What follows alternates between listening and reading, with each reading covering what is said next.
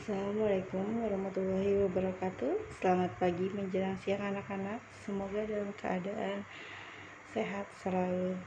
Selamat berjumpa di kegiatan MPLS di SMP Negeri 30 Kota Bekasi. Perkenalkan, nama Ibu Eka. Pada kesempatan kali ini Ibu akan membawakan materi tentang cara belajar efektif. Langsung saja kita mulai. Sekarang kita masuk ke pengertian belajar efektif. Belajar efektif adalah proses belajar mengajar yang berhasil dan proses pembelajaran itu mampu memberikan pemahaman, kecerdasan, ketekunan, kesempatan, dan mutu atau kualitas yang lebih baik, serta dapat memberikan perubahan perilaku dan dapat diterapkan dalam kehidupan sehari-hari.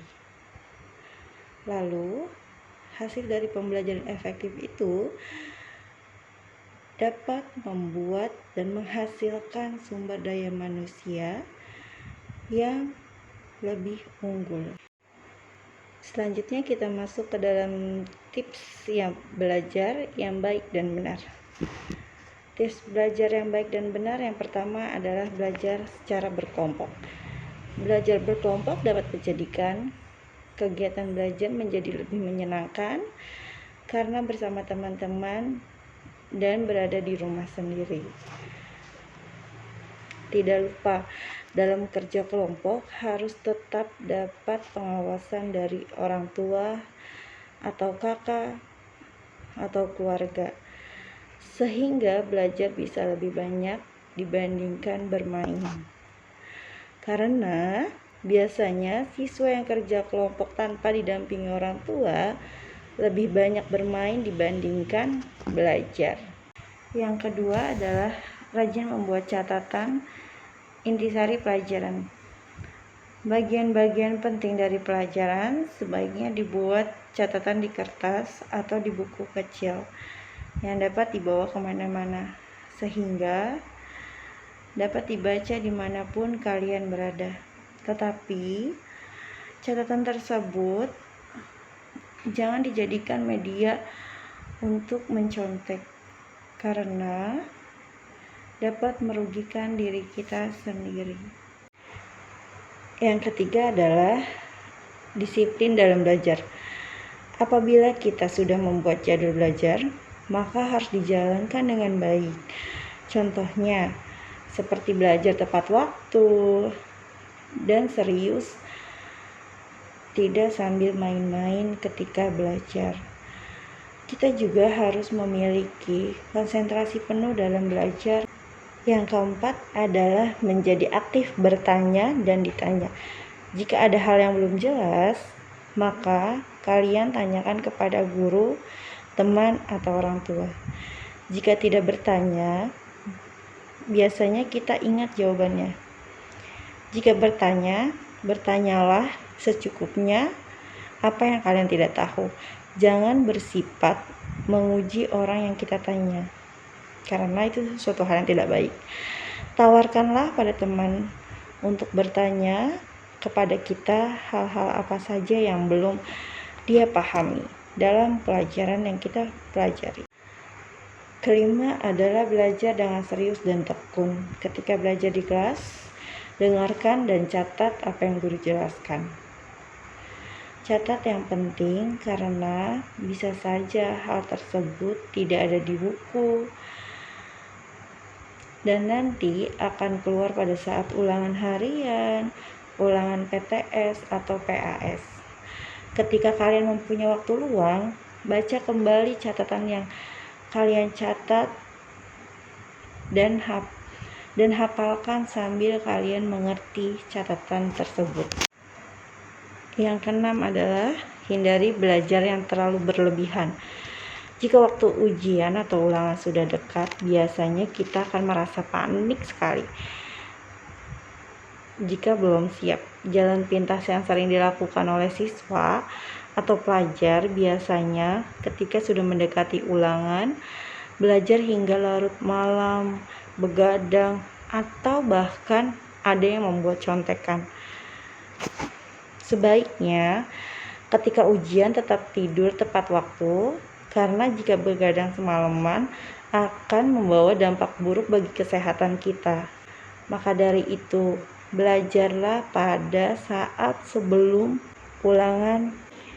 Yang ketujuh adalah jujur dalam melakukan ulangan dan ujian.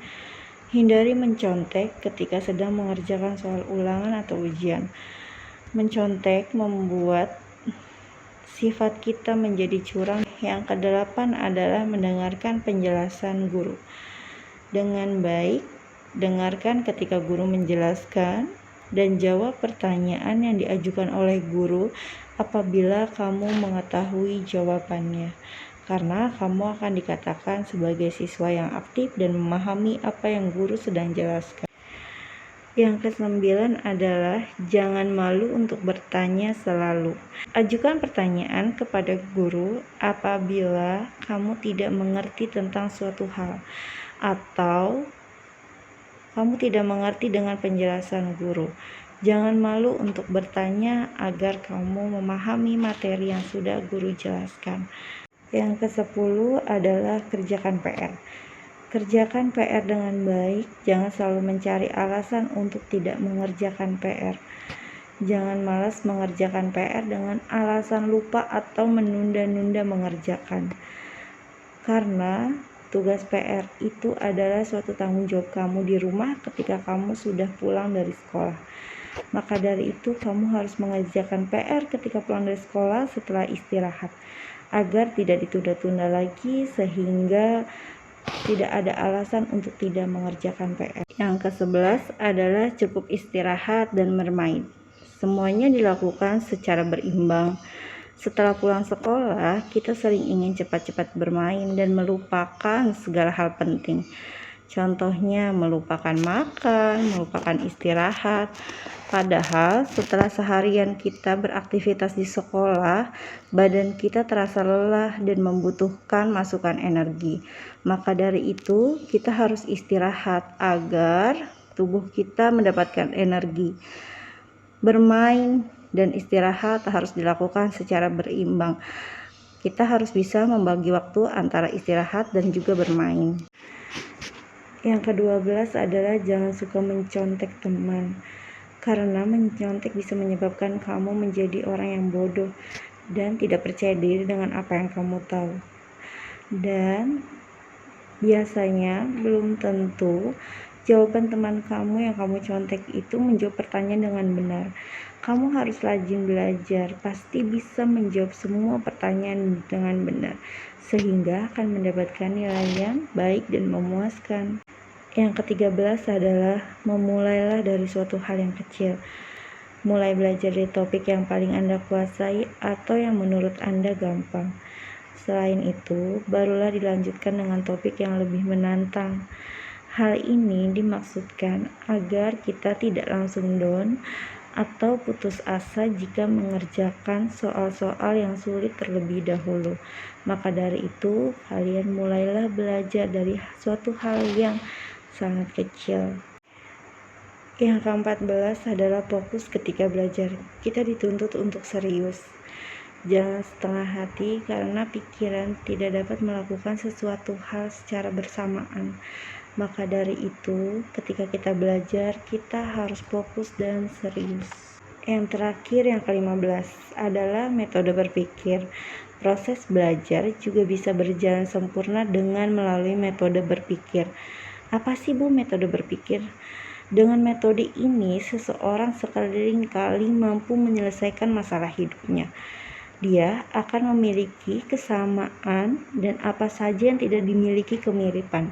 Dengan demikian, kalian itu bisa menarik kesimpulan dengan pilihan tersebut. Maka dari itu, pada saat kita belajar, kita harus memikirkan dan harus punya trik jitu. Sekian penjelasan dari Ibu tentang tips-tips belajar secara efektif. Sebelum Ibu akhiri, Ibu mempunyai 3 pertanyaan tentang belajar secara efektif.